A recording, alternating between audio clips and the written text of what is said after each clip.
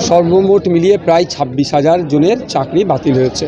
এর মধ্যে অনেক দুর্নীতিগ্রস্ত আছে, আবার অনেক মেধাযুক্ত থাকার পরেও তার বাতিল হয়েছে। কেন? এই রাজ্য সরকারের দূরদর্শিতার অভাবের জন্য, এদের নোংরামির জন্য, অস্বচ্ছতার জন্য আজকে সমস্ত মানুষের চাকরি হারিয়েছে। 26,000 প্রায়। সমস্ত চাকরির দায়ভার, হারানো দায়ভার রাজ্য সরকারকে নিতে হবে, জবাব দিতে হবে।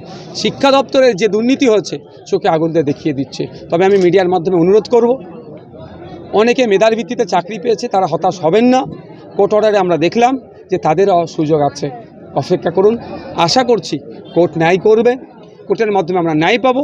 যারা অযোগ্য, যারা সাদা খাতা জমা দিয়েছে, যারা পাশ করতে পারেনি, যাদের ভাইভাতে নাম আসেনি, তারা চাকরি করে তারা বাতিল হচ্ছে। যারা যোগ্য তারা চাকরি পাবে। তবে রাজ্যের মানুষকে বলবো, দেখুন শিক্ষা ব্যবস্থার মতো যে জায়গাতে এরা নোংরামি করছে শাসক, এই শাসককে যদি আমরা বেশি দিন রাখি তাহলে এরা সমস্ত জায়গায় দুর্নীতি করবে এবং